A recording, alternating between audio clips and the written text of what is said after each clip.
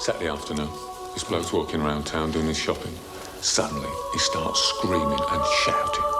I am sick of people in this town calling me a sheep shagger. Listen, I deliver milk to the local school. Nobody calls me the milk giver. I give clothes to the jumble sale. Nobody calls me the clothes giver. I help at the local community centre. Nobody calls me the community worker. I shag one sheep. It's brilliant. It's brilliant. Yeah. Well, I've just heard we didn't get anything off the Smiley tape. This just came through. I've been in a bit of digging after a tip-off. 1979, Miss Edward Parker was accused of molesting a boy in his care when he ran a home for kids in Manchester. Case dismissed, lack of evidence. Anthony Field, in 1986, indecent assault on a minor, case dismissed. Same Mr. Edward Parker again, this time running the Callaway Centre in Cardiff, another home for kids. Jason Baldwin. What are you saying, that this Edward Parker's the same? Yeah, it could be Edward Parker Jones. Now, I've got the addresses of the two kids. I'll be you in Manchester and back again by tonight. Manchester? Yeah, cross over to Cardiff. Nice to get something on Parker Jones, eh? Dig a bit of dirt. Yeah, I'll do it. I'll go. You thought you'd want to be here? No. Give me a chance to talk to Dalton. Richard, can I have a word with you? I don't bloody believe this. I do all the legwork and she gets a day away. OK, didn't have time this morning to do a briefing, so let's do it now and then crack on. Now, we all know that Jackson would have taken about 10 minutes from the advice centre to Vernon Reynolds' flat and back. Now, there are two possible routes, so Richard, I want you to get a team together, blanket the area. Any news on Jackson? No, we haven't found him yet. Well, that's brilliant, isn't it? I mean, go back to his old hunting ground, the stations. That's where you picked him up the first place, wasn't it? We've got a good motive now for Connie's murder, and we all know that it wasn't robbery. What are you muttering about, Bill? I'm just saying it's pity about the Smiley tapes. They're useless. Connie never named anyone, Gov, apart from Jackson. Just some clubs where he met his clients. Yeah, no addresses as yet, but the clubs are Bowery Roof, Lola's, Judy's, and something sound like Puddles. Poodles. It's called Poodles. The other two are gay bars, but the Bowery Roof is a very exclusive place. Lots of drag acts, transsexuals, transvestites. Most members are city types, professionals. You're a bit well informed, aren't you? Only just got these. I'm a member. You're joking, Ray. That's not funny. No, it isn't. I'm gay.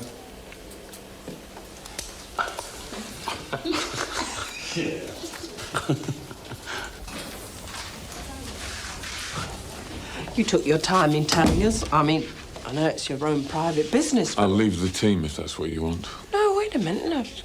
No, sit down. Now, listen, which of those clubs do you think are most likely to be frequented by... Judges, MPs. Police officers? The Bowery. You well known there? No. It's very expensive. I've only been twice. But I do know one thing. Asking questions with the others in tow. Never get past the front door, and word would leak, so he'd never even get to the top brass, let alone ask some questions. What about, access to membership lists? No chance. Shit. Most of them use false names or coded names, even though what they're doing is perfectly legal.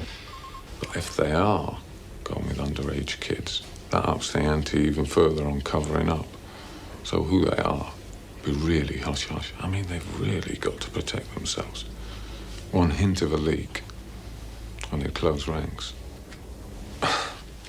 Unless we could get the lads to drag up. Going that way, nobody pays any attention to them. Oh, yeah, right. I'll pay to see that. Go and get some lunch.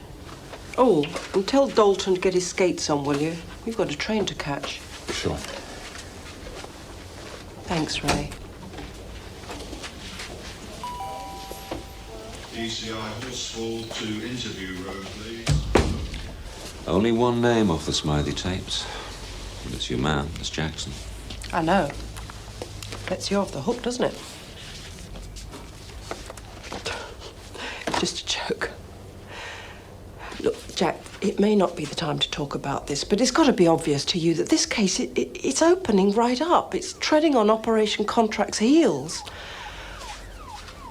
I mean, look, it's my honest opinion that we should just cut our losses and concentrate on the murder investigation, because I'm getting information that goes a whole lot deeper than just a clean-up of street kids. I think Colin Jenkins was murdered to silence him because he was about to name the men involved in a paedophile ring. And you think Parker Jones is involved? Well, you know, he's been very helpful, very cooperative. I don't have a shred of evidence to link him with any paedophile ring, but the Advice Centre, along with a number of other venues... And what about Jackson? I think that he murdered Colin Jenkins. But...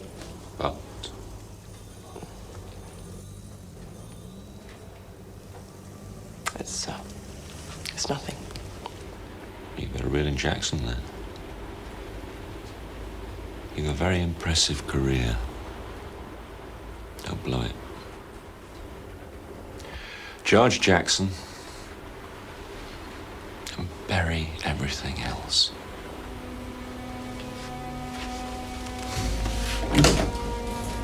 You've not said anything, Bill. What do you think? What? About him being an iron? Don't worry me. We had one at Southampton Row. He didn't last long.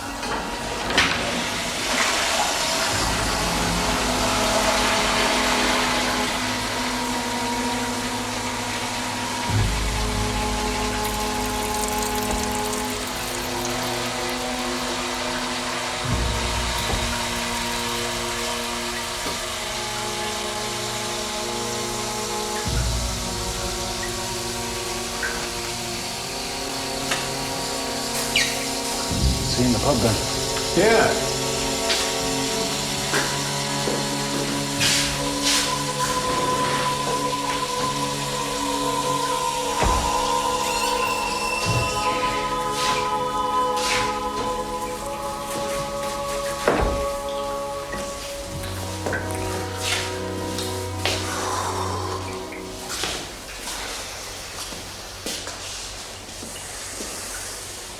Is it true?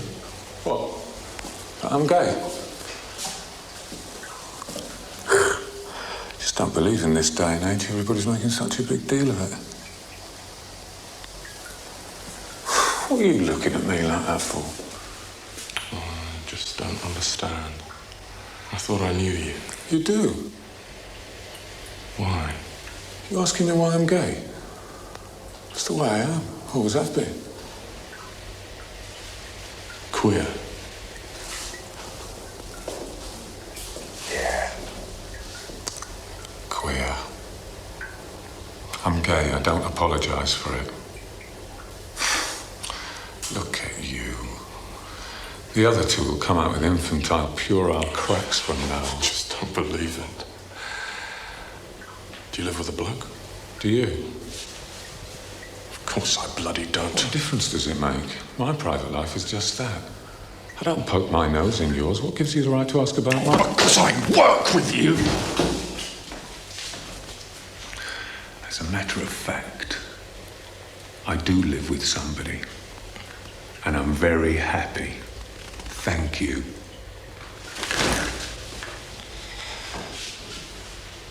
Listen, I was gay before I met you. Didn't start touching you up. Propositioning you, did I? I respect you. Why don't you respect me? Now, back off.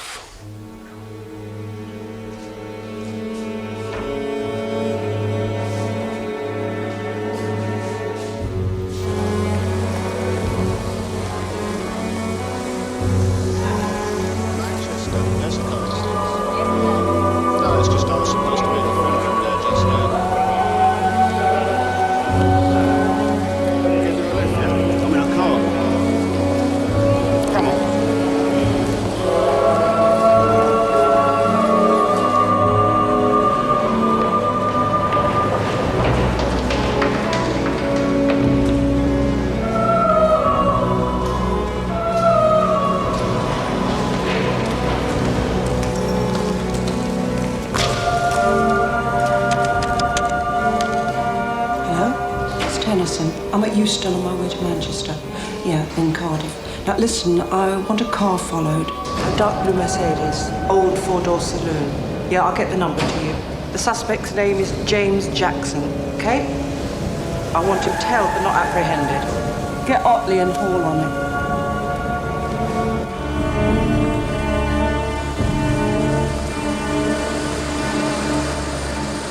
It's Larry Hall. Put me through device. We're outside Jackson's house now. Kathy, got anything on the house in Langley Road, yeah? Look, I will call you back as soon as I've got anything, all right? Right. What? Billy Matthews. Madam wants him re-questioned about the Connie video. I mean, it's all very well us saying arrest him, but we've been doing that for the past year. I mean, he's only had 4 court appearances already. Yeah, Charing Cross Hospital, emergency ward.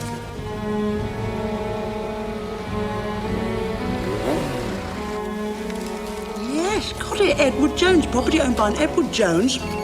First floor, Margaret Fuller. Second, a basement, Abdul...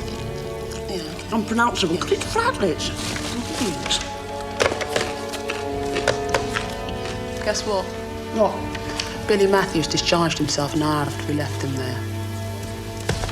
I know where I can get my batteries recharged.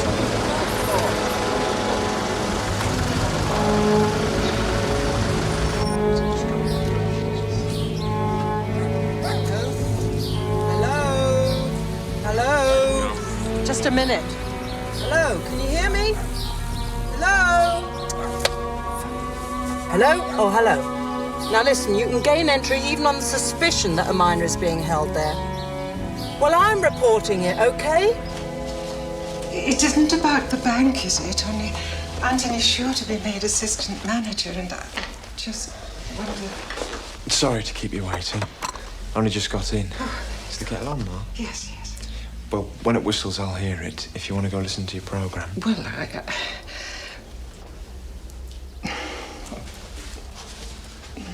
Sorry. I got cold feet as you were late. Sorry about that.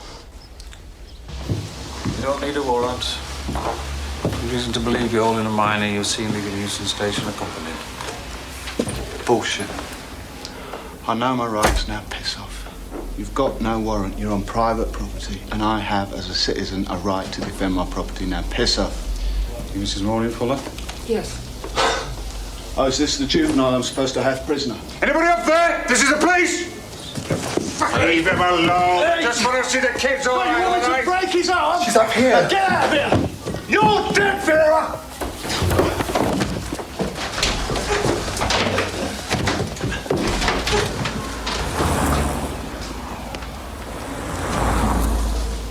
This is my dad and my little sister. They were killed in a car crash when I was 5. And after that, Mum had a nervous breakdown. That's why I was sent to the home. Anthony, can you tell me about the court case? Look, I know how difficult it is. Really? I need to know about the man who ran the home. You see, it's my belief that he's still... At it?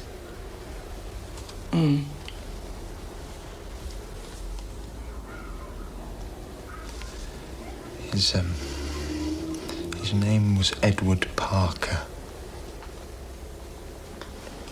My case never even got to court.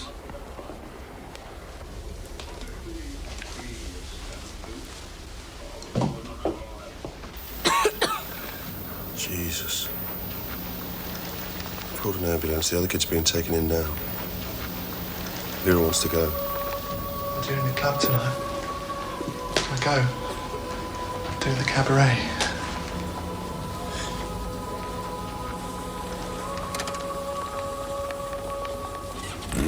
Won't get any sense out of him. Tell you anything just to stay here. I'm okay, I'm okay. You're not okay, Billy, love. You're not okay at all. Can I go?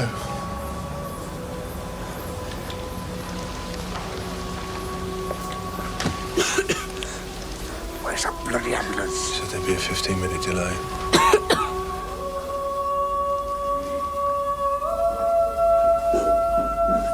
Don't leave me. It's all right, Billy, love. that. He had a special nickname for me. He said that whenever he used that special name, it was a code. That was when he wanted me to go to his room. And how long did this abuse go on for? Before you told anyone? 3 years. There was no one to tell. He always said that if I told anyone, I would have to eat my own feces. I got a letter from my mother. It said she was much better, so I ran away.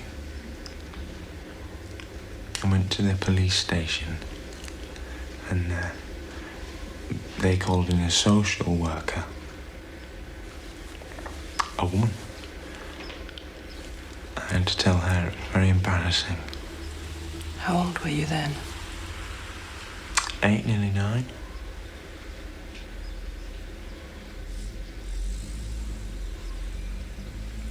They took my statements and then a plainclothes police officer came into the room to question me.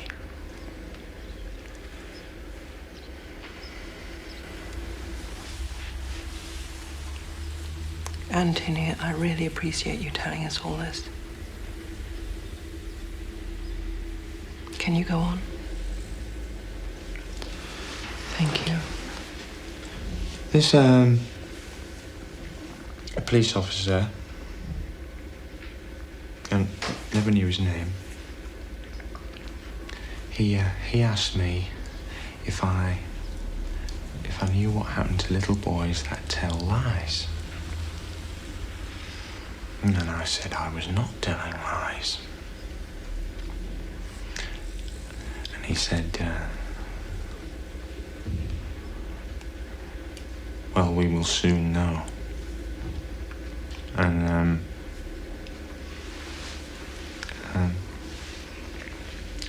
he undid my pants.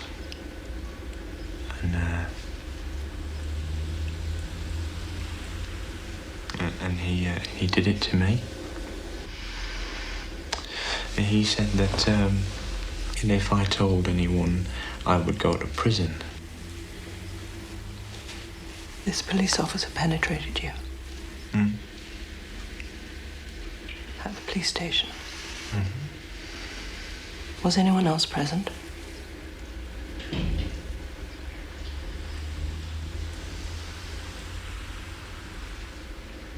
So, I said that I had been telling lies. Case dismissed. They sent me back to the home. I was there for another 2 years.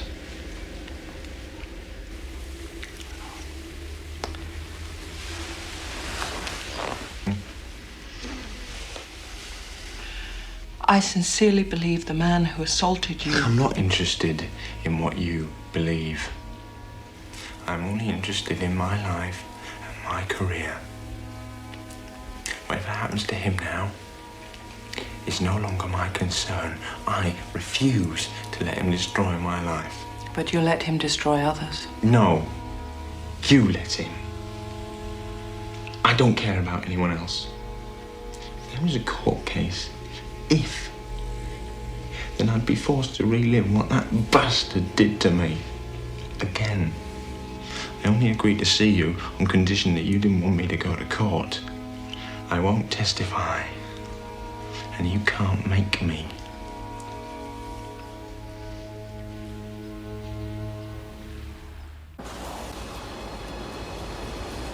So I told Halliday this morning, I said, look, I think we should just put Operation Contract quietly to bed. You worked on it for 6 months, didn't you? I worked on it for 6 months. Doing surveillance on all the areas we targeted, right. On the night earmarked for the big swoop, Friday, we got less than we would have done on a wet Tuesday afternoon. Listen, did you target Edward Parker Jones? Why'd you ask that? Well, look, I know you sent those faxes to Otley about the case, the one up here in Manchester, the other one in Cardiff. Look, I'm going to be totally honest with you. I Xeroxed these before I left, just more or less to protect myself in case there was any shit. Dig into these. I think they go way back, maybe before me. Chiswick's the grand puppet master. There's some whiskey upstairs. I'd love one. Toothbrush, toothpaste, and Actually, might need that. Some makeup remover. Oh, thank you very much. It's very thoughtful of you. How much do I owe you? Receipt in the bag. This is Detective Chief Inspector David Lyle. David, this is Brian Dalton, Detective Inspector Dalton. Pleased to meet you. Likewise. So, is your room okay? Yeah, room's fine. Good. Okay. Well, I'll see you tomorrow, early, okay?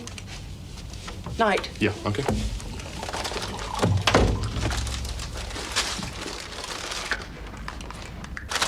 Didn't expect to stay the night. There you go. Cheers. Cheers. Oh. I hear very good things about you. You're not scared off anything. Well, I am.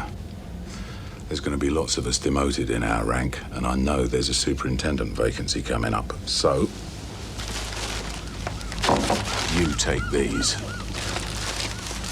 I'm sorry, but I'm looking out for my future. This Sheehy inquiry's really put the flutter around. The only ones safe will be those with 30 years' experience, and I don't fancy being demoted. I worked hard enough for the DCI rank as it is. So there was a leak?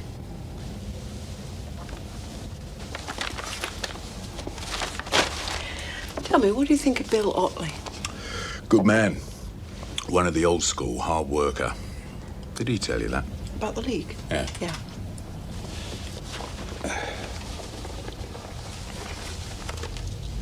Well, I reckon I've done my favour.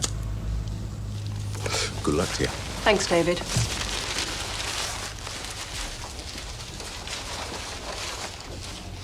Where is that vacancy?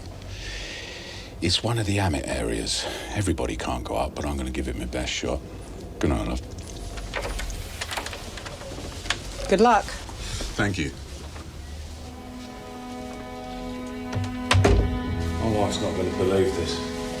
I told her I was off duty. It's that film, innit? Some Like It Hot.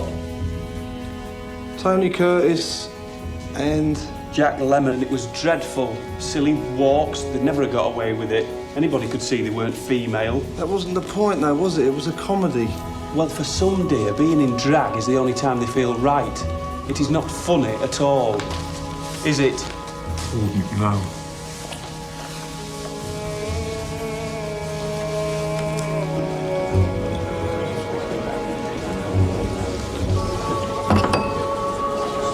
How much those set you back?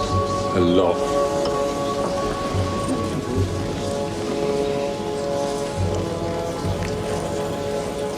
Here, Red's here now.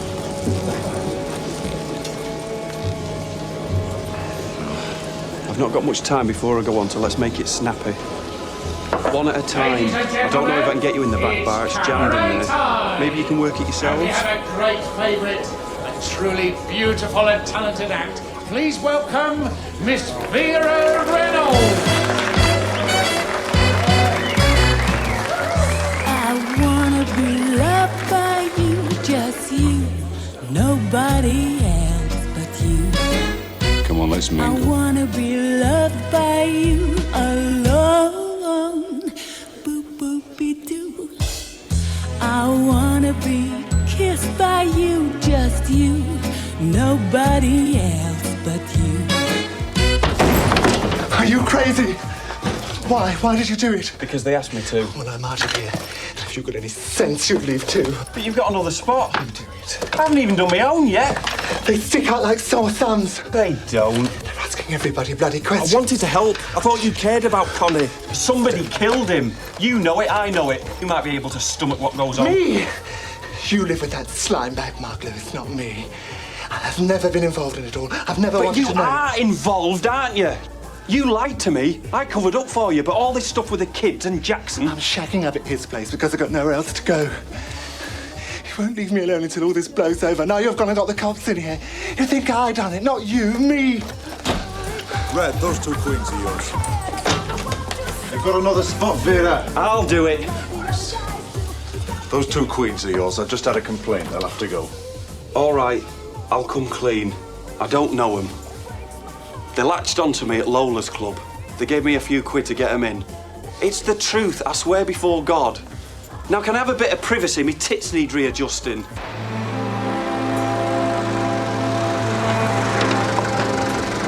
Hey, Vera!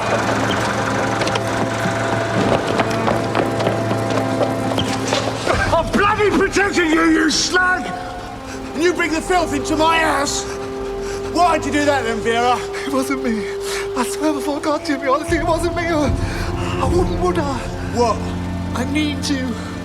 Why would I tip off the law, man? Who is it to do with then, eh? Is it Red? How much does he know? Hey? Where's Red? I don't know. He's not on tonight. He had a cold. Staying at Mark Lewis's.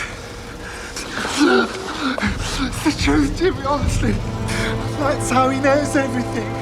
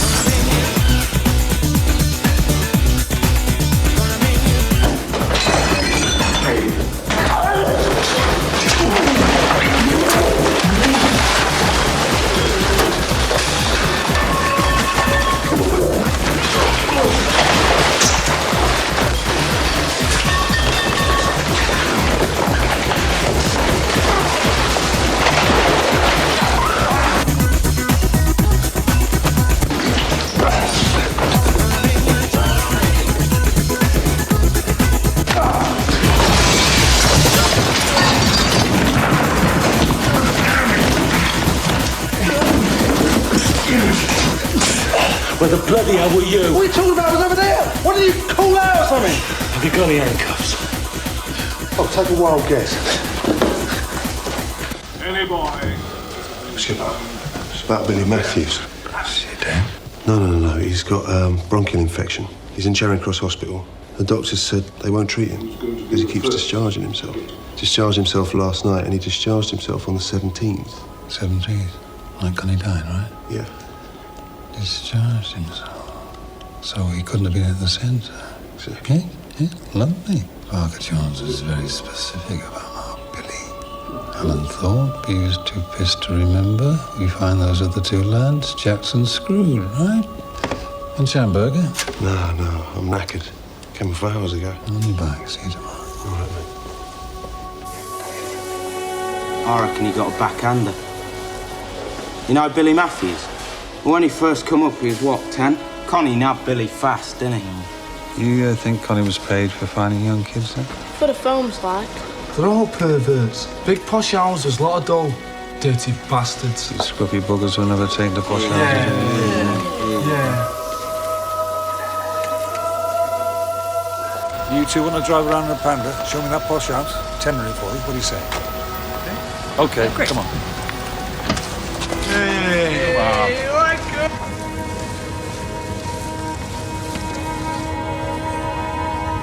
Come on, this is the 5th road. Is it here or what?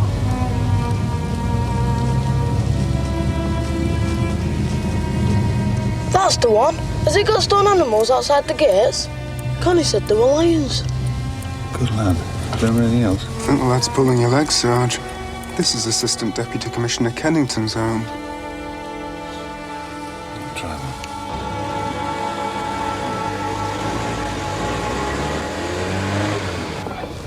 He said Jason was known to the locals. He's more than known. Spends more time in the cells than out. Well, there's not much I can He's do a nice enough bloke when he's sober, but he's a nightmare when he's not. He's been had up for assault, petty crimes. Has a lot of marital troubles. She's always calling us in, but then withdraws the charges. Okay. Well, the bad news doesn't even worth discussing. Haskins and Lily got dragged up. Don't even ask. But the good news is they brought in Jackson, and this time they can hold him. Dragged up. I said I don't want to talk about it. But there's another alibi down, Driscoll. He's admitted that he lied because Jackson threatened to beat him up if he didn't. What number is it? 63, 5th floor. You're from Liverpool, right? And how old were you when you first went into the home? Which one? The one run by Edward Parker Jones. 10. I was sent there from a foster home. I went to a bit of thieving, so they got shot at me. Are you prepared to act as a witness for the prosecution? Sure.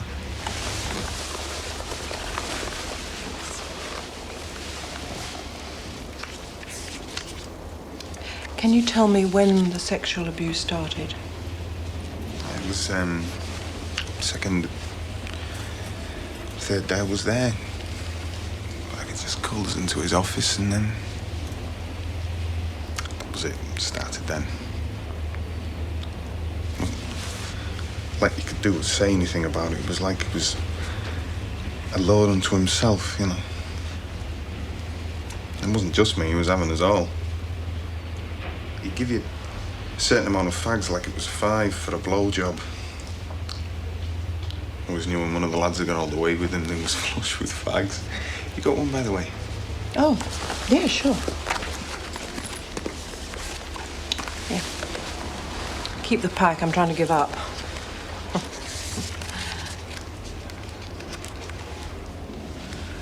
What made you report him? Short changes on some fags, didn't he? So I thought, screw him. Went to the social worker. She fancied him, you know. Used to get it off with women as well. Anyway, she went on and on to me. Did I know what I was saying, what it meant? I said, yeah, I know what it means to me. You don't do something about it and go to the cops. And how old were you then? Well, 12, 13. And did you go to the cops? Yeah.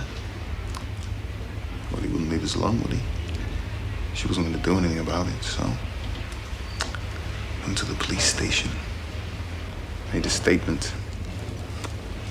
They were all running around, like, asking all these questions, and then the doctor examined me, and...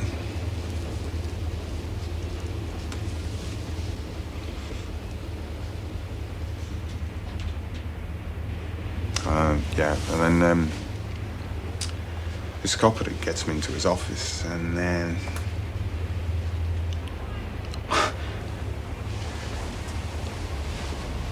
And what happened then, Jason?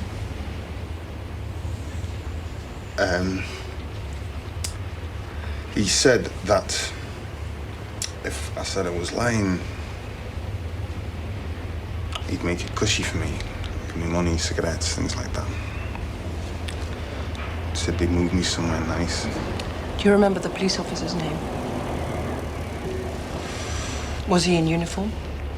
He was a friend of Parker's, wasn't he? They worked together. So anyway, they sent me back. Never got round to moving me.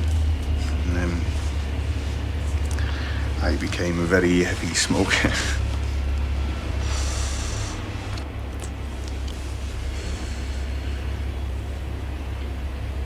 Do you remember the doctor's name?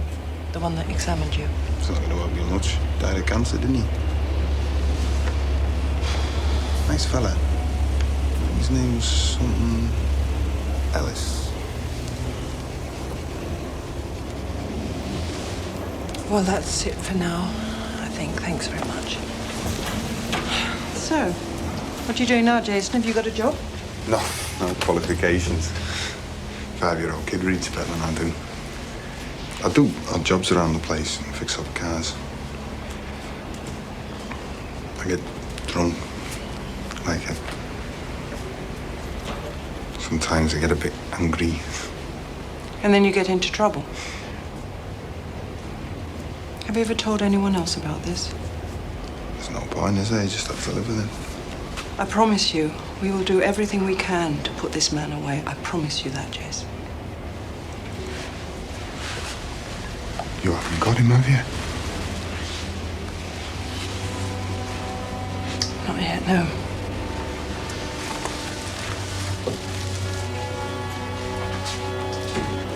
Well, goodbye then, Jason. We'll be in touch.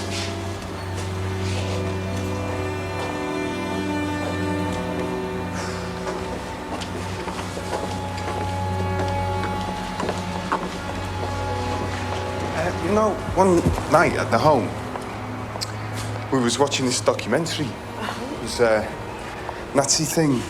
And this fella in the concentration camp, you know what they are? Yeah, well, his name was the Angel of Death, right? And after the war, he escaped, right? He was never hanged. Nobody arrested him, nobody even brought him to trial. That's like Parker, isn't it? He did me for 8 years. He did everyone in his care. You know what we used to call him? We called him the Keeper of Souls. Jason, look, go back upstairs. There's glass around. You're going to hurt yourself. You want to see what the Keeper did to me?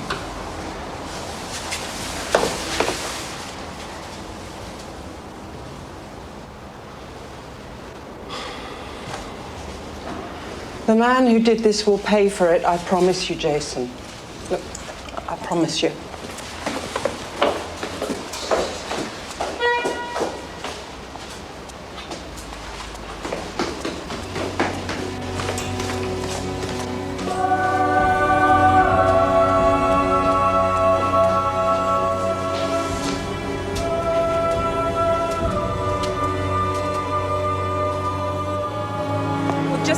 Train.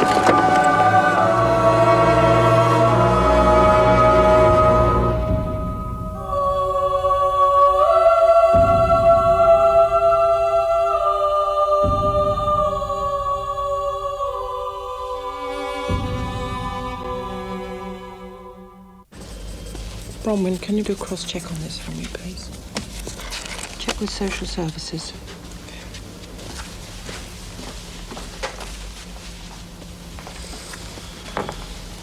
He'll live. Broken leg and hip bone, he's okay. His wife and kid, I sent a cab for them. Okay. You know, Anthony and Jason, that's too much of a coincidence. I mean, if Edward Parker Jones moved on, maybe so did that police officer. Any developments on Jackson? What? You said he'd been picked up. Oh, no. How about you? Heard from that hospital yet? No, not yet. Still waiting. Oh, how long does it take? I don't know. Don't know.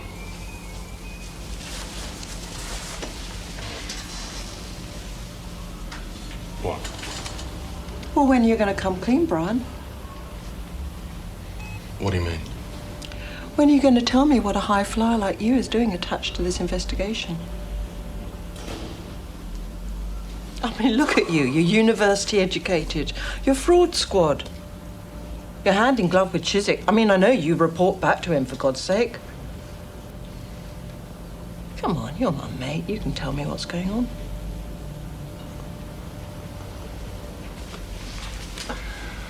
I have to report back to Commander Chiswick if and only if your investigation crosses another investigation. Very good. All right, you've started now. So what investigation might that be?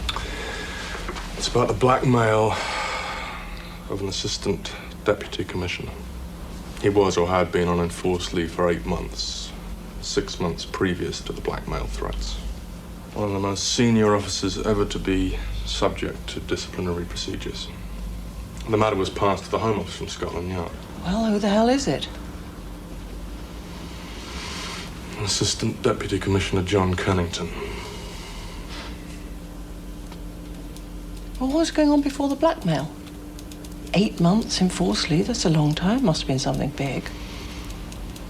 His possible involvement with a paedophile ring. Jason Baldwin, social worker. Margaret Spiel. She's now based in London. Thank you very much. Kennington.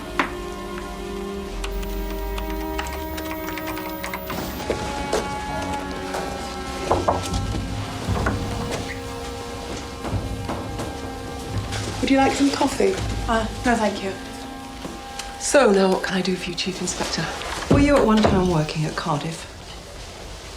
Yes. And in Liverpool. I also worked in Birmingham. Was Edward Parker-Jones also working in Liverpool and Birmingham?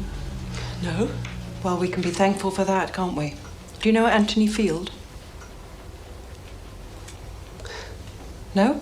Well, what about Jason Baldwin? He was one time a resident. Yes. I remember Jason. Do you have a close relationship with Edward Parker-Jones?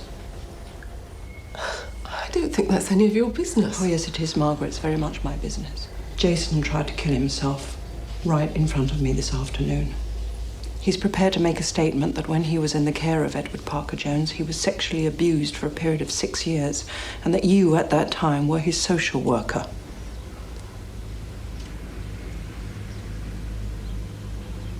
You were Jason Baldwin's social worker, weren't you, Margaret? You were Jason's social worker.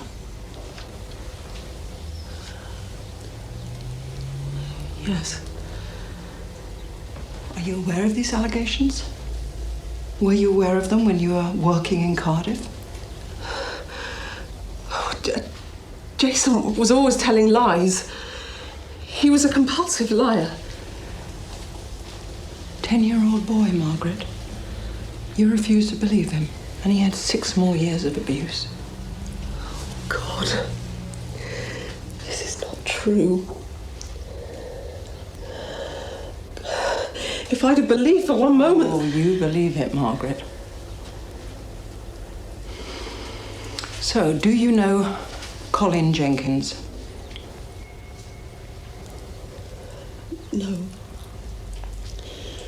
I was telling the truth. I swear I didn't even come here till 18 months ago.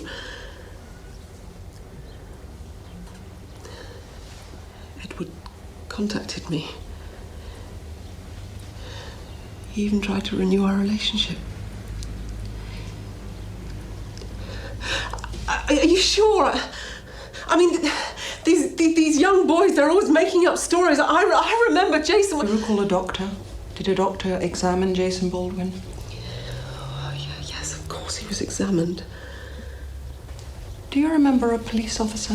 One who was close with Edward Parker-Jones?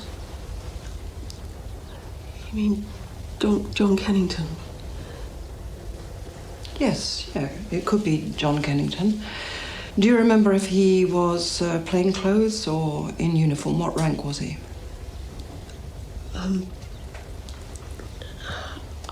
I think he was a superintendent. I never saw him in uniform. Do you know if this John Kennington is still in touch with Edward Parker-Jones? Yes, I think so.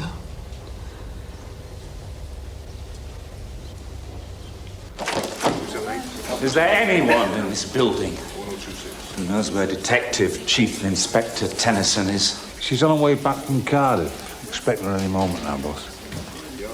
And you two, as far as I am concerned, have behaved in an utterly farcical manner, one which would, if ever it were made public, put not only myself but this entire department in jeopardy. In your office? Just tell me in God's name what possessed you to do it. Well, we brought Jackson in, sir. I mean, he is still the prime suspect for the Sorry, murder I'll be of right Colin with you. Jenkins. D.S. Haskins, D.C. Lilly. You will return to Southampton Row as from tomorrow evening. D.I. Ray Hebdon will leave today. Hey! Get that crap down.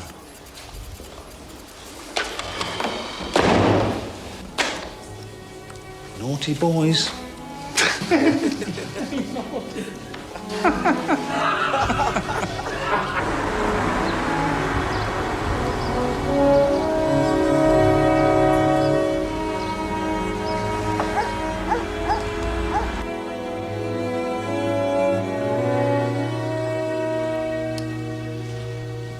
Well, this must be worth a bundle. Kennington didn't buy this on his wages. Happens to be my wife. Oh, I'm sorry, sir. I'm Detective Chief Inspector Jane Tennison, and this is Detective Inspector Dalton. That's Brian Dalton. So what seems to be the problem? We're making inquiries into the death of a young boy, Colin Jenkins. Did you know him, sir? Do you know James Jackson? No. Anthony Field? No. Jason Baldwin? No. What are you doing here, Chief Inspector? Do you know Edward Parker Jones? No, I can't say that I do. You were at one time stationed in Manchester, I believe, and before that you were in Cardiff. Is that correct? Did you at any time come across a social worker called Margaret Spiel? No, I'm sorry, I don't recall the name. Just before your recent resignation, sir, you were about to instigate charges. Could you tell me what they were? What exactly is this inquiry about, Chief Inspector? Please just answer the question, sir. I have no inclination to answer anything else. And I'd appreciate it if you would leave my house. Maybe you would recollect Colin Jenkins. Sometimes he was called Connie. He would have been about 15 years old when you knew him. He was about my height. He had red hair. He was a practicing homosexual. Will you both leave now? It's just that I noticed that you have pictures of young boys here, sir. Those are my sons. Will you please leave my house? Is Colin Jenkins blackmailing you? Edward Parker Jones putting pressure on you? Which one of them was blackmailing you? Were you aware that Colin Jenkins was selling his story to the papers? I'm sorry. John? Mrs. Kennington, I am... Please. Mrs. Kennington, your husband was just answering some questions. I'm investigating the death of a young boy, just 17 years old. He was a rent boy. His name was Colin Jenkins. Maybe you read about it.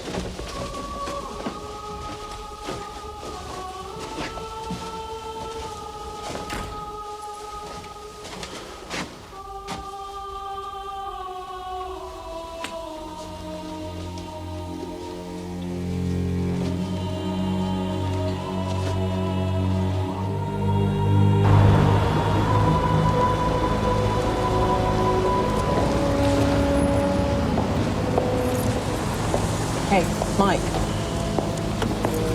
Do you fancy a drink? Sorry, not late as it is. Nothing wrong, is there? No, I just wanted to have a word with you.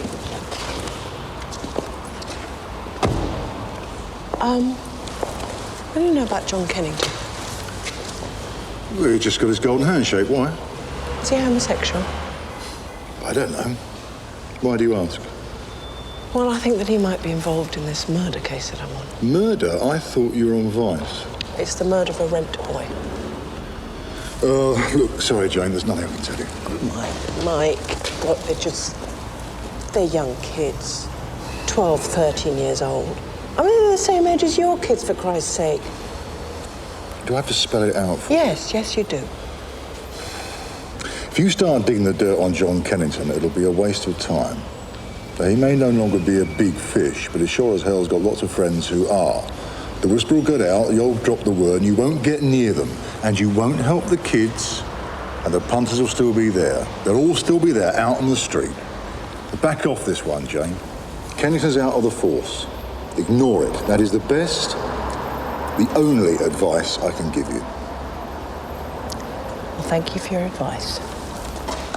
Oh, incidentally, Mike, you know there's that superintendency up for grabs? Amit, you happen to know which area that is? So you're going to become a player, are you? Good night. Night.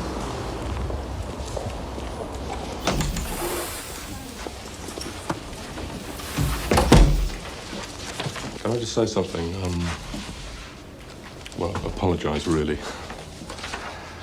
I just wanted you to know that I didn't really have much say in the matter, and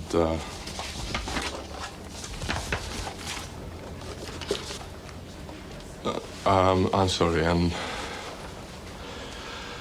I don't know where I am. I'm in some kind of limbo. I can't sleep. My girlfriend. I haven't told her.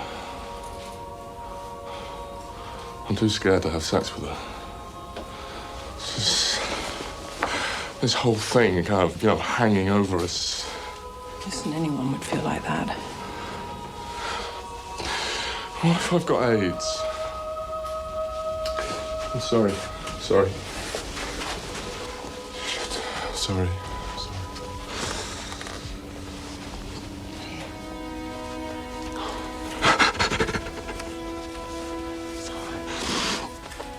Listen, I think you should talk to someone. Yeah. I mean, someone who understands. You should go with your girlfriend. Okay. I've got some contact numbers. I'll give you the numbers as soon as possible, all right? Yeah. Thank you. Thanks a lot.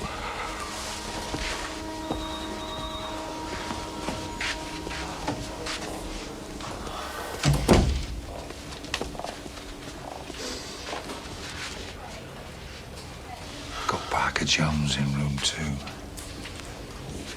What? He's here? Whose bloody idea was that? Mine.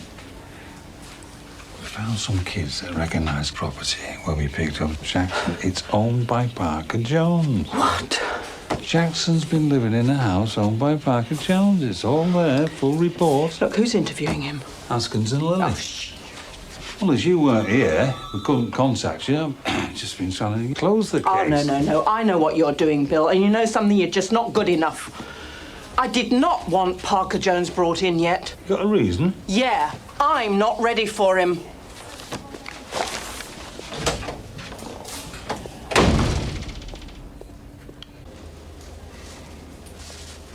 Why exactly have I been brought in? And why wasn't all this asked before? I've been perfectly willing to cooperate in all your inquiries. Detective Chief Inspector. The time is 18:30 and DCI Tennison has just entered the interview room. Mr. Parker Jones, could you tell me about your relationship with Margaret Spiel? She's my fiancée.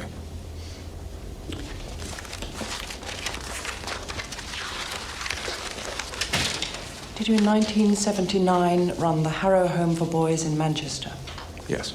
And in 1986 the Callaway Centre in Cardiff? Yes. Do you know Anthony Field? Yes. Jason Baldwin? Yes, they were both in my care. Do you know a John Kennington? Yes. Not well, but I have met him. Will you tell me about one of your employees, James Jackson? Well, I wouldn't call it employed exactly. He does, on the odd occasion, do some repairs for me. Caretaking, that sort of thing. How well do you know Mr. Jackson? I've already told you, I don't know him on a personal or social level. He simply does the occasional odd job for me, that's all. But he lives in one of your properties, Mr. Parker Jones. Yes, I have admitted this. I pay Jackson a nominal amount, and in return, he repairs the property. I have no reason to know what he does in his personal life. I'm not even sure if he lives on the property on a permanent basis. As he told me, he has an elderly mother he takes care of and spends a lot of time with. How many names are you known under? I have 2 houses in the name of Edwards and 1 in the name of Jones. I have on occasion used both of them. And why do you use different names on the deeds of your properties? I just do. There's no law against it.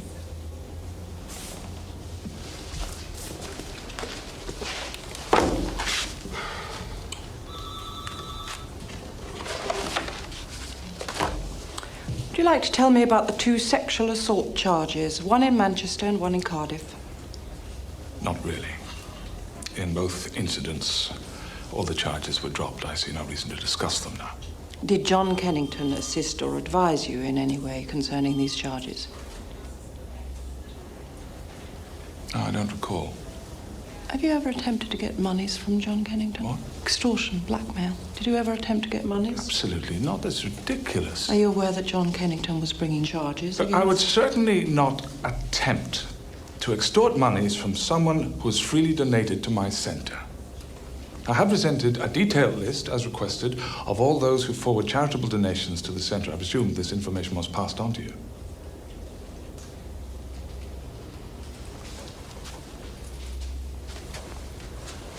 Did you call the emergency services on the night of the 17th? I'm sorry? An ambulance. Did you call an ambulance on the night of the 17th? No. Would you please state where you were on the night of the 17th between the hours of 8:15 and 9:30? I have already told you I never left the advice centre. This is really becoming ludicrous. Is it? Are you aware that it is illegal to display false credentials? So would you tell me the names of all the witnesses that you say saw you at the advice centre for the duration of the evening of the 17th? Billy Matthews, David Driscoll, Alan Thorpe, Kenny Lloyd, and James Jackson. I think I deserve a bottle of champagne because Billy Matthews' alibi is now withdrawn. Billy was not at the advice centre or anywhere near. He was, in fact, in hospital, taken there by ambulance on the night of the 17th, and this is the best bit, from the advice centre. Martin Fletcher's dead. Disco Driscoll, alibi withdrawn. Kenny Lloyd, alibi withdrawn. Just Jackson giving Parker Jones an alibi and vice versa. Well, the only other person is Alan Thorpe, but he was drunk, he admitted it. Now, where's Jackson? It's with the sergeant, Harry the Lamb, room 3. Right, that's a bottle of Moe for Kathy. And you two are paying because of this fiasco. Oh, bloody hell. Who put those up? What did Connie owe you the money for? He needed some photographs. He needed to get some new gear. Well, that's what he told me, so I lent him the dough. How much? 7:36 DCI Tennison just sent in the interview room. 200 quid. Then he disappeared, so I go out looking for him. You go to Vernon's flat looking for him? Yeah, but in the afternoon. I spoke to Vera, she was there. She told you what? That Connie wasn't there. I've told you all this. I've said all this. Did Edward Parker Jones ask you to say that you were at the advice centre? No. Why don't you tell me about the money? Did you often lend Connie money? No. He usually had enough. He was always pretty flush. I mean, sometimes I borrowed from him. So when exactly did you give him this 200 quid? I don't remember, I'm sorry. Can't remember. Was Connie living in the house in Camden Town? Sometimes left his gear there, but he'd not actually lived there for months. Do you know where he was living, say, for the past couple of months? No. I don't know where he was living. Well, where did you give him the money, then? Oh, yeah, at the advice centre. Oh, no. Edward Parker Jones said he hadn't seen him at the advice centre for at least a few months. I don't remember where I gave it to him. I'm sorry. Really. Just don't remember. So how well do you know Edward Parker Jones? I work for him.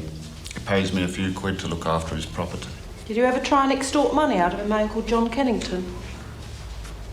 Extortion? Know what that means? Blackmail? Did you ever try and blackmail John Kennington? No, I don't know him. So, on the night that Connie died, did you discuss anything with Edward Parker Jones? Yeah. The price of toilet paper. I'll get it in bulk for him. And after Connie died, did you discuss anything with Edward Parker Jones apart from the price of toilet paper? Like what? Well, look. You stated that, what have we got here? David Driscoll, Billy Matthews, Alan Thorpe and Kenny Lloyd all saw you at the advice centre the night that Colin died. Is that correct? Yeah, that's right. Well, you've listed the exact same names as Edward Parker Jones. I'm asking you again, did you or did you not discuss it with Mr. Parker Jones? Oh, no. There's no reason to. They were there and so was he. So he's bound to say the same lads as I say because I was there. See? You're going to be charged with the attempted murder of a police officer. You also refused another officer entry to the house in Camden Town and physically attacked another police officer. You were holding a 14-year-old girl against her will. Now, do you want any more, Jimmy? Because we've got more. I didn't know there were coppers, I swear. I mean, they just barged into the house. And that girl is not going to press charges because she begged me to give her a place to stay. She begged me. I didn't know she was 14. And that other thing, I thought that was Red, that thick old drag queen. I didn't know that was a copper. It's just mistaken identity. Well, why did you want to kill her? I didn't want to kill her. No way. I just wanted to frighten her a bit. Why? Well, Vera told me she'd been talking to the cops, and all I wanted to do was frighten her off. Well, why? Why did you want to frighten Rodney Allerton? That's Red. Because I did. I'm sorry. I'm really sorry. It was all a mistake. Oh, James, you must have had a reason. No. No, I didn't have a reason. That's the God's honest truth. Well, you were going to go to prison for a very long time. For no reason at all. My client's very tired. Perhaps we can continue this interview in the morning. Look forward to it.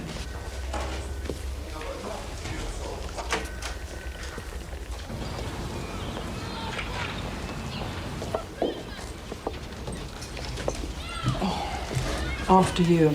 Yeah, he must have had letters, diaries, something. He was telling his story to that woman. What was her name? Jessica Smythe. I mean, what if Jessica Smythe spoke to Martin Fletcher before Connie? I mean, she was writing a piece about rent boys, plural, not just one rent boy. What we got here? Yeah. Nice little away day assortment.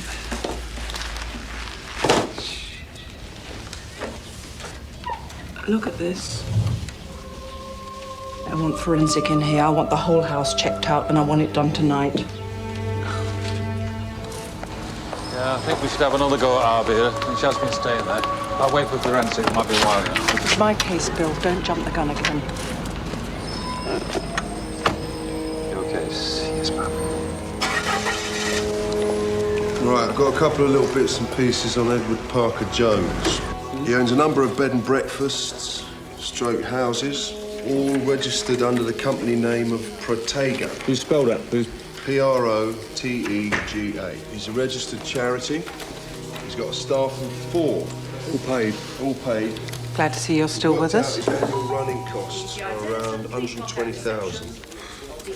He receives loads of grants. He gets one from Camden at 160,000. The doctor attached to the Callaway Centre in Cardiff is widowed, Joyce Ellis. She's 52, has 2 sons. In 1987, he was married to John Kennington. As well as that, he gets £110 per person from local authorities. Is that per week? Decided to change sides, have you? Tennison, please return to her office. Thank you very much.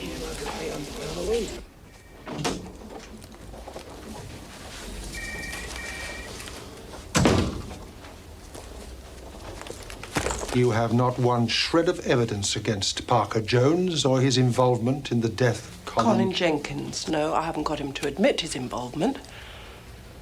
But I know that he's covering up for Jackson. And very possibly for John Kennington as well. Drop it. Are you serious? In 1979 and again in 1986, both Edward Parker Jones and John Kennington I'm were... fully aware of the cases you're referring Well, then to. you should have made whatever information you had available to me. I have wasted a considerable amount... Waste being the operative word, Chief Inspector. You were supposed to be investigating the murder of Colin Jenkins. And if I discover evidence that proves that Edward Parker Jones That is not the unfit Colin to be Jenkins awarded case. massive grants from 4 different councils and is a possible paedophile... Is this true? Chief Inspector Tennison, you give me no option but to warn you that if you continue to investigate persons... No, not persons, just one person. Against Parker specific Jones. instructions, then disciplinary action will be taken. Take it, sir, and I will fight you every inch of the way. I have been fobbed off with stay clear of this or that person's because of, and I quote, repercussions to this department. Well, this department has blatantly attempted to sabotage my investigations into a murder which has direct links to a paedophile ring, one member of which, John Kennington, was the subject of a full-scale internal police inquiry. John Kennington was reinstated. Yes, 6 months later he's being blackmailed. Case dismissed. What happened? You'll get cold feet, retire him, pay him off, and somewhere in the mess a young boy dies? Just calm down. Look at it from our side. The investigation into John Kennington... was a failure, and to the tune of £1.5 million. Next, Operation Contract. Bloody fiasco that was. How much did that set the government back? I mean, you knew there was a leak. Well, was it John Kennington? Be very careful what you're insinuating. Look, I just want to find the murderer of Colin Jenkins. If that touches on Edward Parker Jones or anyone else, then so be it. I take full responsibility. You can lay it all on my shoulders, but I will not be a scapegoat. If you take me off this case now, I'm warning you, I won't go quietly. Don't make threats, Detective Chief Inspector.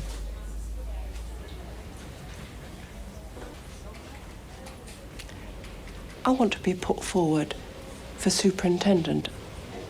Now, I fully expect to make an arrest in the Colin Jenkins murder this weekend.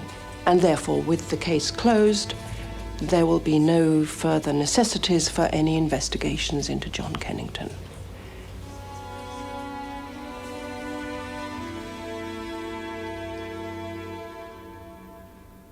Did James Jackson kill Connie? Vera, he can't hurt you. He's going to be behind bars for a very long time. Come on, you can tell me. I don't know. Do you know a John Kennington? Vera. Vera, look at me. You've got to help me. Jackson was looking for Connie that night. He said he owed him money. Connie didn't need to borrow money from Jackson. He always used to have money. Did you know any of his clients? No. He's very secretive about them. Well, you give one kid a name, next minute they're offering themselves. You think he was just gay, don't you? Why do you think we got on so well? I don't know. Why don't you tell me? He was the same as me. He'd go with gays, but he liked straight men better. He wanted money. He needed a lot for the operation. They do the best in Rio. He would have had to pay for it, you see. There's no way that the NHS would give him the operation. He was too young. It's always been my dream. So Connie needed a lot of money. Say, what, 10, 15,000 quid? Where was he going to get that from? Connie was capable of anything. Like blackmail? Yes. I think he got scared off. He was getting a bit desperate. He'd lost a lot of his big money clients. He was too old for them. Kept knocking a few years off his age, but they knew. Do you know Jessica Smythe?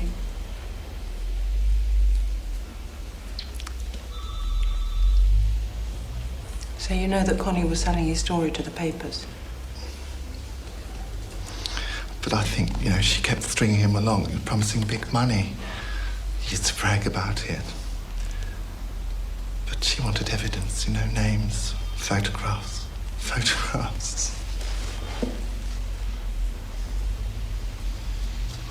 Did James Jackson know about this? Well, he found out.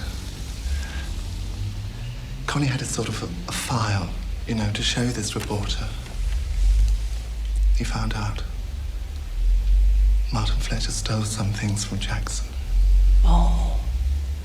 And gave them to Connie. That's why Jackson was looking for Connie. Oh, right. But not just to get these things back. Because he knew that if Connie was selling his story to the papers, he'd be in it too. Connie had been one of his boys, you see, early on. What? You mean it was Jackson who got Connie on the game? Yes. Oh. But he got him so young. And he was only 10 years old when Jackson found him. Did you see what Martin got from Jackson? You know, the thing he eventually gave to Connie? No, I never saw. I mean, he told me. But it was pictures.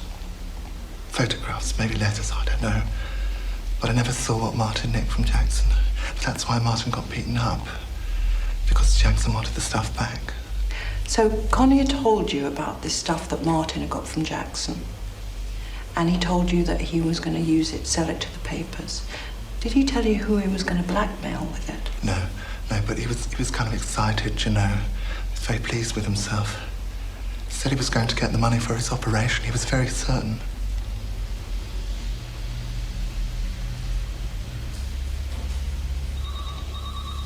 Thank you, Vera.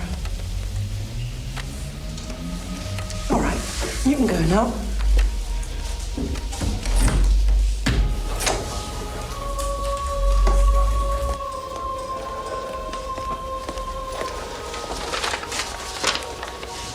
Hello, Margaret. How are you?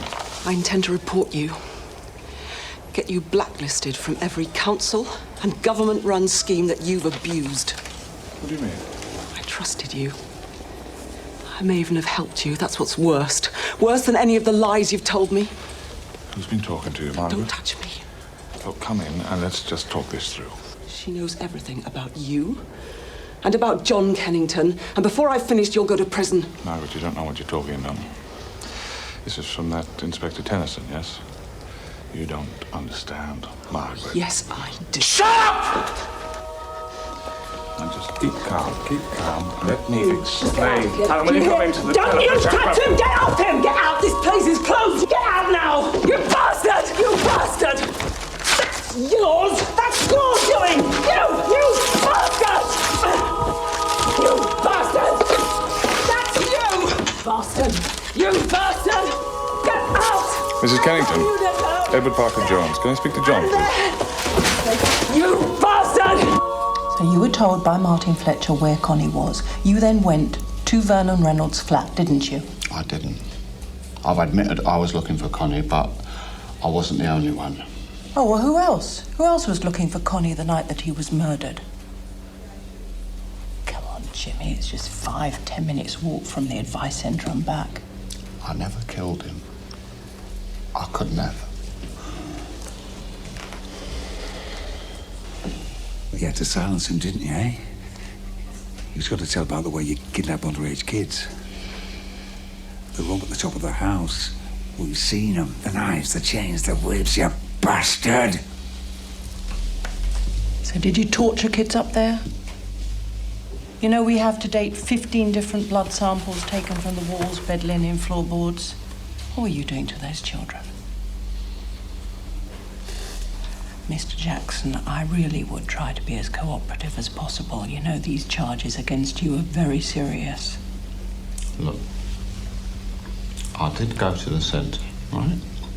I told Parker Jones I couldn't find him, right?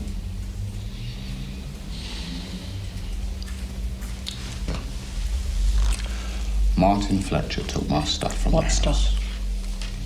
Stuff. Things, photographs. And I wanted them back. Right? What, were you in these photographs? Some of them. But Connie had nicked them. He got Martin to get them for him from Camden, right? You with me? Well, who else was in the photographs? I can't remember. Can't remember? You almost killed a boy for them. You can't remember? Come on, who else was in the photographs? Was Edward Parker Jones in these photographs? No. How about John Kennington? Was he in the photographs? Just kids.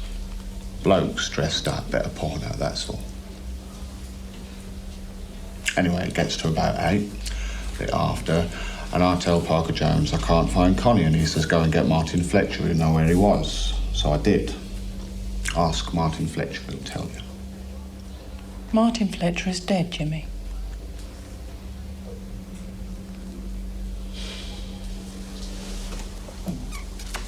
So Edward Parker Jones was looking for these photographs. Well, why? If he wasn't in them, why was he looking for them? I don't know. All I know is he wanted them.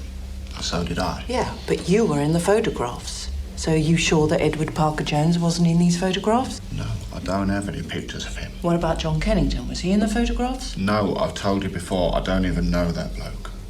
So they were just photographs of you, and you wanted them so desperately that you were prepared to kill for them. Look, when that fire started, I was on the other side of Waterloo Bridge. Who else was at the advice centre when you went there? I was only there 2 minutes, no more, then I come out. Just 2 minutes? You sure about that? So who else did you talk to apart from Edward Parker Jones? Anyone else? Yeah. Vera Reynolds. Vera Reynolds.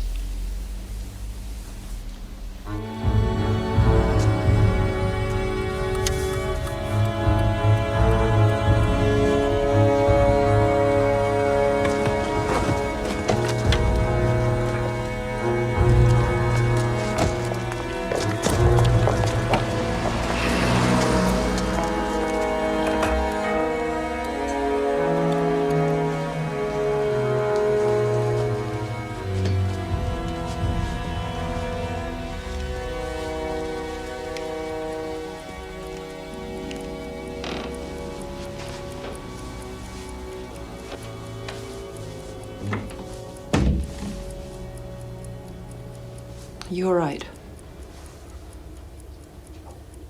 He shot himself, not me. You were here yesterday, weren't you?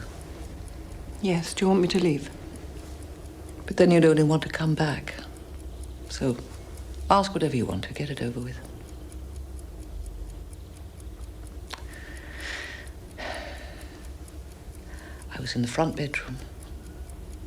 We sleep in separate rooms. There was a phone call.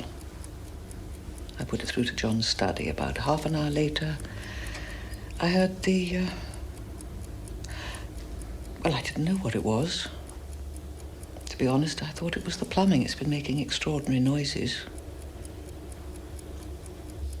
Of course, it wasn't. John had shot himself. Do you know who the call was from? Oh, yes, I know who it was from. It was, Edward Parker Jones. At least this saves me getting a divorce. There have been obstacles in the way for almost a year. Yes, I know about the investigations. Oh, do you? Mrs. Kennington, you used to be a doctor, didn't you? Mm. Do you still practice? No. My first husband died. We worked together, or in the same practice. In Cardiff? Yes, in Cardiff. Why do you want to know about my husband's practice? While you were in Cardiff, was Edward Parker Jones running the Callaway Centre? Why are you asking me these questions? Did you examine a young boy called Jason Baldwin? It was a sexual assault charge. Which was subsequently dropped. No, my husband examined him. Oh, my God. You think I had something to do with that? My husband was critically ill. He was very sick. I had 2 small children, and he had cancer. I only remember because he died. And then there was this investigation about this boy. But there was so much confusion. Whether his reports were stolen or just mislaid, I really don't know. My first husband was a very decent human being. Do you know if any young boys were ever brought here? Did I know if young boys were ever brought here? I mean, while you were away. There's one boy in particular that I'm interested in. His name was Connie. Colin Jenkins. Do you recognize him? Mrs. Kennington, would you please look at the photograph?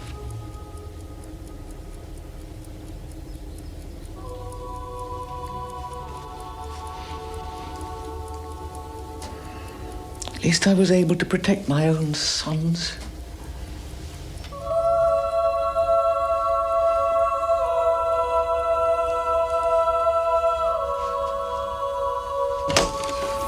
Let me know when you want to see Jessica Smythe. She's just arrived. Oh. Was it right you wanted Vernon Reynolds to bring him back in? Only we just released him. Yes. Oh, and watch Alice in Wonderland. Remember, she's a journalist. Stick her in one of the interview rooms. Right.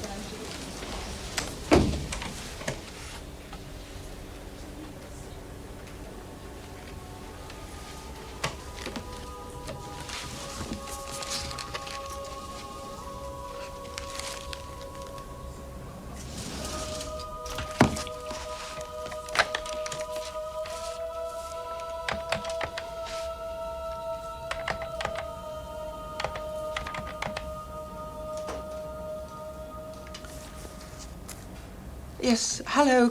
Could I speak to Dr. Gordon, please? It's Jane Tennison.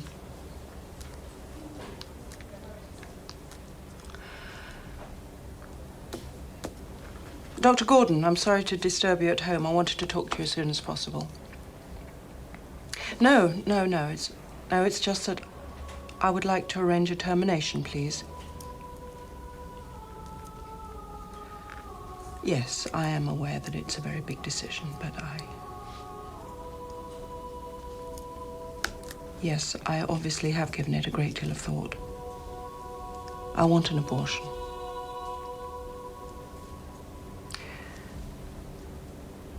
Yes, I know. Right. I'll call you next week to arrange a time and a date. Okay. Goodbye.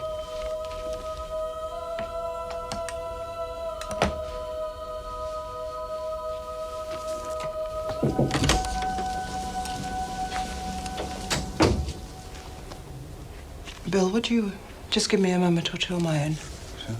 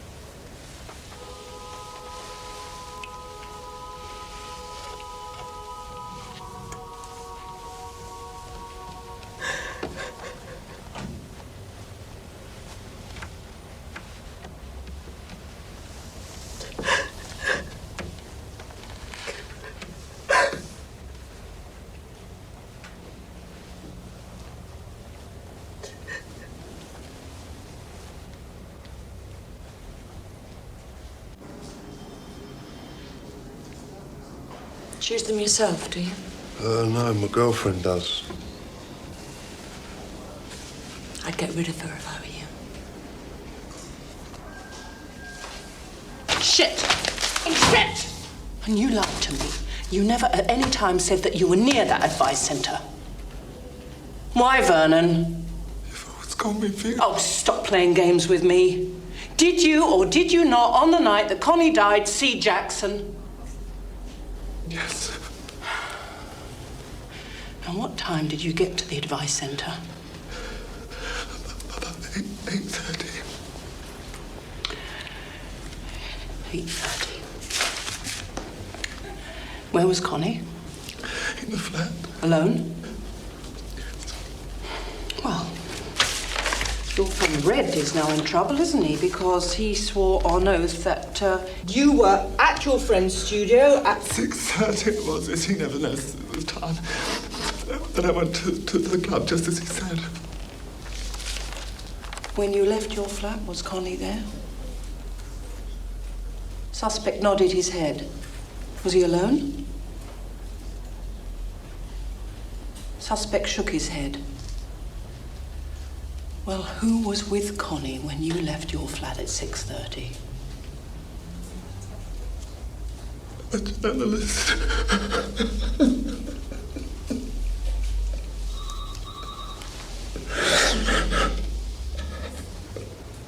I tried. I told you, I gave you all the clues. It was me who said the advice and he even said Parker Jones's name. It was me who told you about Jackson, me who told you about the press. I went back to the flat because I'd forgotten a secret joker. Connie was still there. And he was showing her my album. She was looking at my photographs.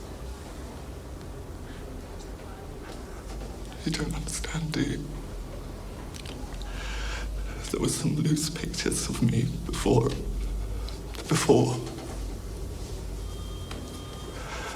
My mum and my dad. Private pictures, no show business ones. Just my mum and my dad and my brother.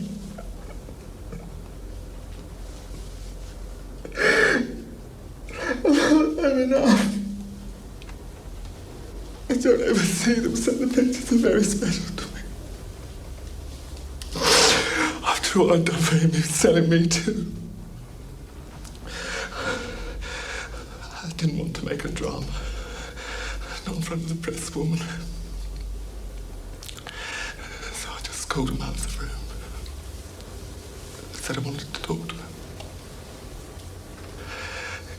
He swore he wasn't letting her have a single picture. She left a few minutes later, having to check my album. He lied. There were a lot missing. So, I confronted him and he swore to me he hadn't given her anything. He said she must have stolen, but he was such a liar.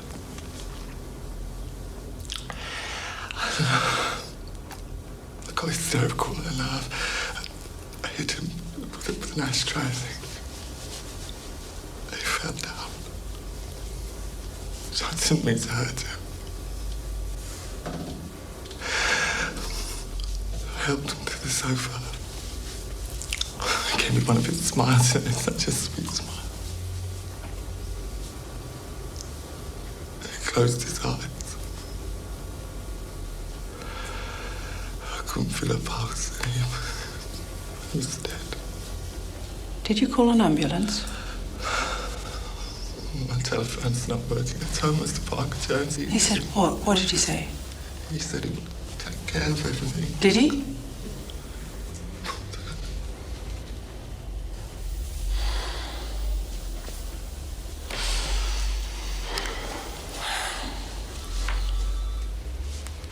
I was put in prison when I was not that much older than Connie. That's what I'm scared of. Inside, they're all Jacksons. I was raped every night. That's what I've been so scared of. I wanted to tell you, but I was just so scared.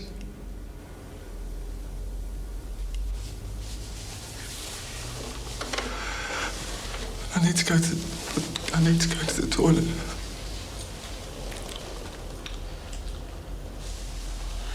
We are terminating this interview at 3:45 in interview room 2. Mr. Vernon Reynolds needs to use the toilet. Could you take him to the toilet, please?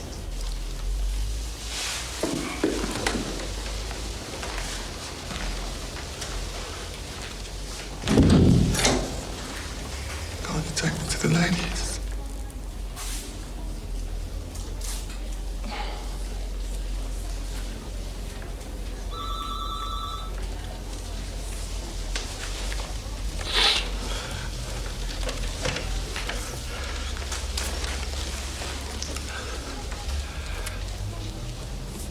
Just pretended to like me.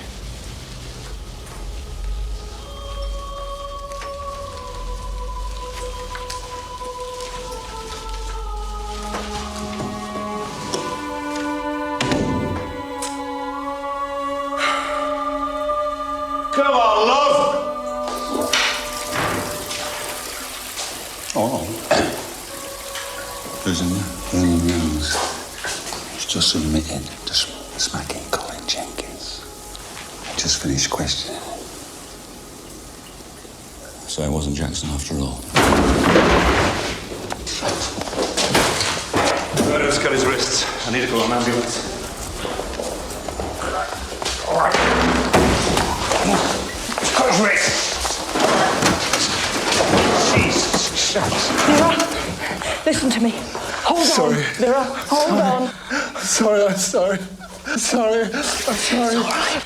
She's losing a lot of blood. Hurry up! I'm sorry. Listen. You didn't kill Connie. She died in the fire. 15-minute delay on the ambulance call out. Get a car organised. Get one for me too. He died in the fire. It was the fire that did it. I've been here since 2:30. I want to go to the ladies. You have no right to waste my time. Oh, I have every right, and I will keep you here as long as I wish. You have lied. You have withheld vital evidence, and you, Miss Smythe, have wasted my time. You want the ladies? Come with me. I only made 2 tapes. I swear before God, just 2 tapes. I never mentioned... I know I should have told you about me being at the flat. Did you take anything from his flat? Did you? Yes. There were just some snapshots. Nobody famous, just a few black and white photographs and drag acts. Nobody So, famous. apart from the photographs that you took, did Connie give you anything? Nothing. Nothing. Just some story about being picked up when he was 10 or 11. I'm beginning to think he made that up. Come with me. I tried to contact you. You know I did. It's not as if I didn't Stop with the Doris Day act. It's getting on my nerves. The car's ready when you are. Right, get Kathy to get in touch with emergency services. Check if there was a 15-minute delay on the night of the 17th, quick as you can, all right? Okay. Right. Miss Smythe, tell me about Martin Fletcher. He was the first boy I approached. He introduced me to Connie. It became obvious that, well, Connie would make a better story. We were worried Martin was too young. Martin Fletcher is dead. Did you know that? Right, so you drop Martin Fletcher and you offer Connie money. Did you give him the money in Vernon Reynolds' flat? Yes. He put it in his pocket. He said it wasn't enough. He said he wanted more. All right, and what happened then? I said I couldn't give him any more. Not until I at least saw what he had to offer. Well, did he give you anything? Any pictures, any names, anything? No. What happened next? He left the room for a minute, and there was this album on the coffee table. Vera Reynolds' album. Yes? They were just photos of a family. A couple of somebody in drag. They were no use. They meant nothing. No, you're wrong, Miss Smythe. They meant a great deal to someone. Enough to make him pick up a heavy ashtray and hit Connie over the head with it. Oh, you have a great deal to answer for. Will you take Miss Smythe and bring her back with Vernon Reynolds' photographs? Are you going to charge me with anything? We'll see about that.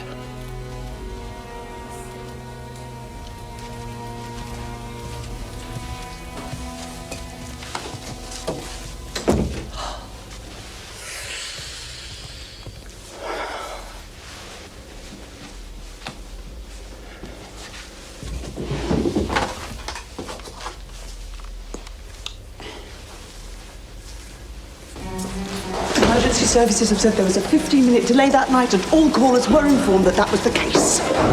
I've got him. And this time I'm ready for him. Let's go.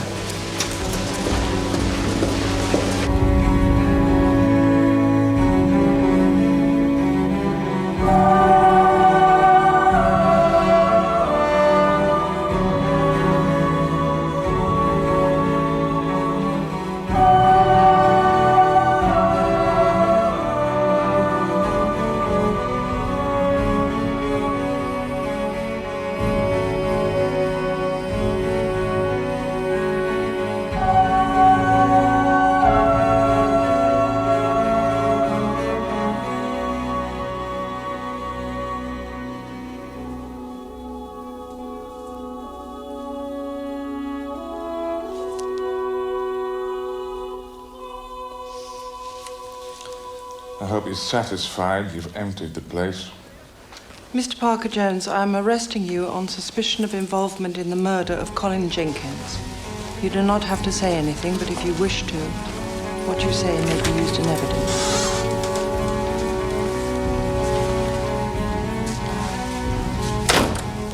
You all set? I think so. You better nail him. I intend to.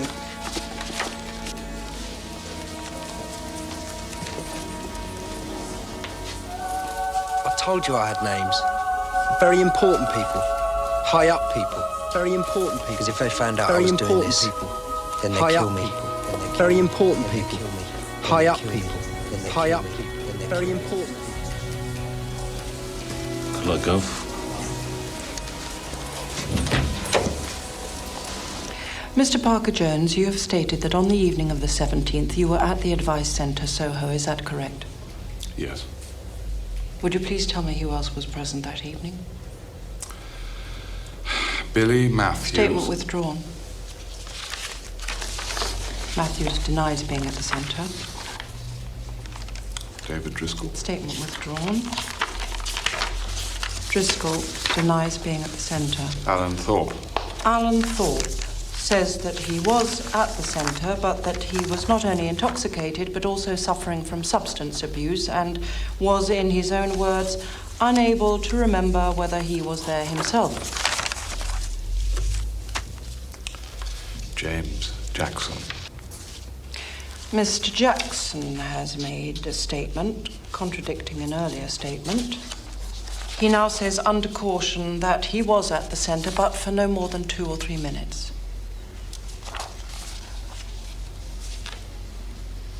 Do you have any other alibi witnesses you wish to have recorded at this time?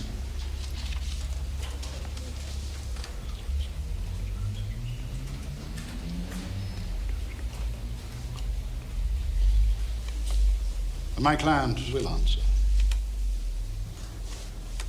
I realize I have been very foolish. I can only apologize and say I was in some way trying to protect Vernon Reynolds. Vernon was at the centre on the 17th. Did you speak to Vernon Reynolds? No comment.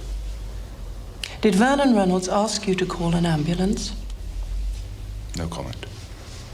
Mr. Parker-Jones, we are in the possession of a tape recording.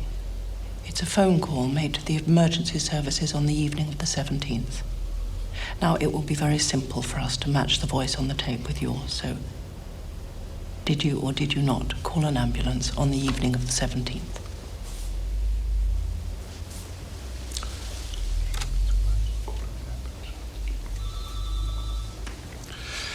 Yes, I did call an ambulance. Vernon was in a dreadful state. He said that Colin Jenkins and he had argued and that Colin needed a doctor. I placed a call with the emergency services. And what did the emergency services tell you? That the ambulance was on its way. Anything else? No, I don't think so. Why didn't you leave your name? Well, because the Advice Centre has had, on occasion, to place emergency calls, and then when the ambulance arrives... Did the emergency services tell you that there would be a 15-minute delay? I don't remember.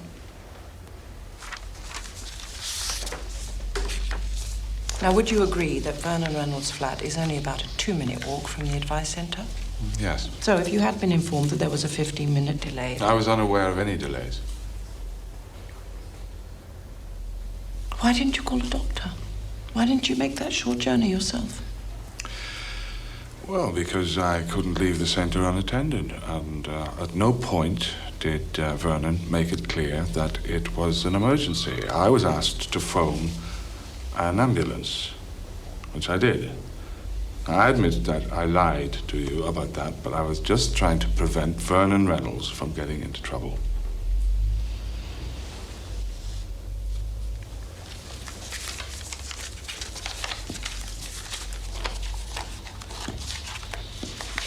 Do you have any further questions you wish to put to my client? Yes, I do.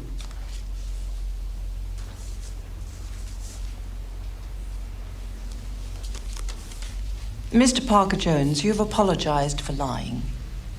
You lied about the 4 witnesses you said saw you at the advice centre on the evening of the 17th. Now, one of those witnesses was Billy Matthews. Is that correct? Yes, but you must understand that on any given evening, there could be up to 20, 25 Yes, but you were boys. most specific about Billy Matthews. I mean, the reason you said you recalled him was because he was ill. Yes. But it now transpires that Billy Matthews was not at the advice centre that night. He was, in fact, in Charing Cross Hospital. I'm sorry, I just must have confused the evening. Really? Even though you called an ambulance for him? I mean, that would have been on the evening of the 16th. On that occasion, you did leave your name. And on that occasion, you were informed that there would be a 15-minute delay. Is that not correct?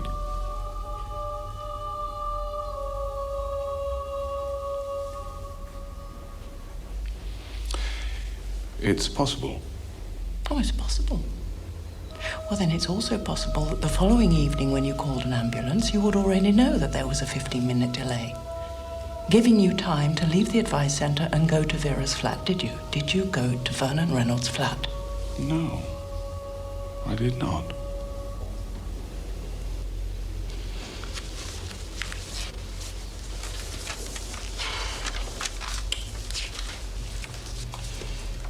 Mr. Parker Jones, are you aware of the existence of certain photographs belonging to Mr. James Jackson?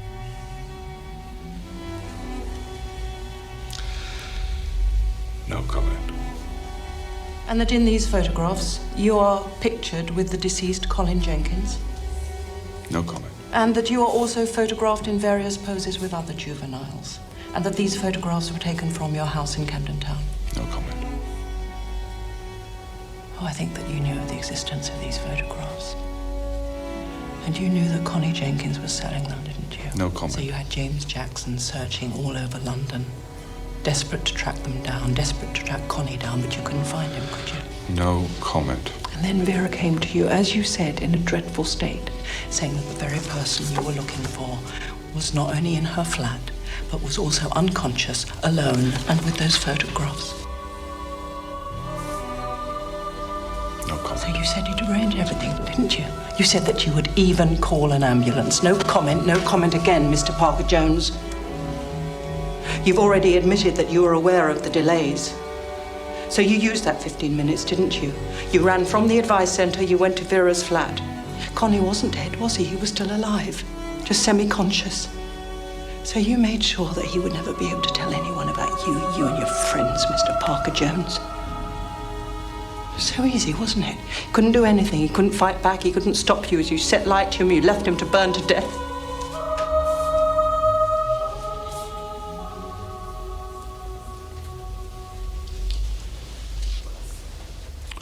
No comment.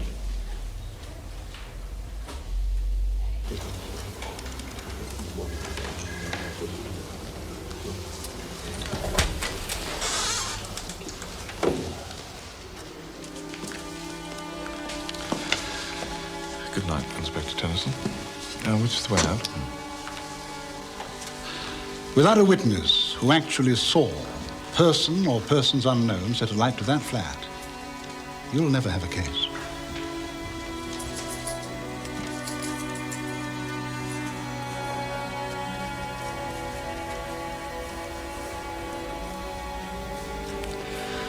So, this blow my chances for superintendent? Oh, no. No, you'll get it. No strings.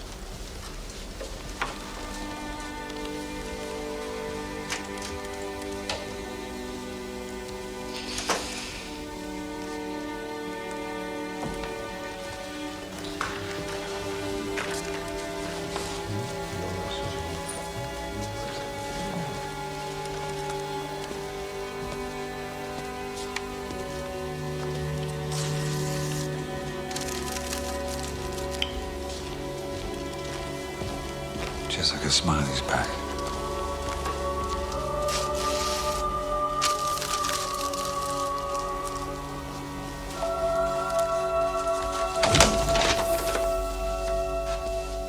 Still looking for a scoop, Miss Smiley? I'm paid to expose the truth. It's my job. A bit like yours. No, your job isn't anything like mine. But it is criminal that a man like Edward Parker Jones is allowed to gain access to young children, and all with the blessing of the social services. What did you ask for, Gav? Thank you very much. Yeah. Young boy called him the Keeper of Souls. That was his nickname. Good headline, isn't it? Nice turn of phrase for a sick pervert like him. Excuse me. Is Parker Jones going to be charged?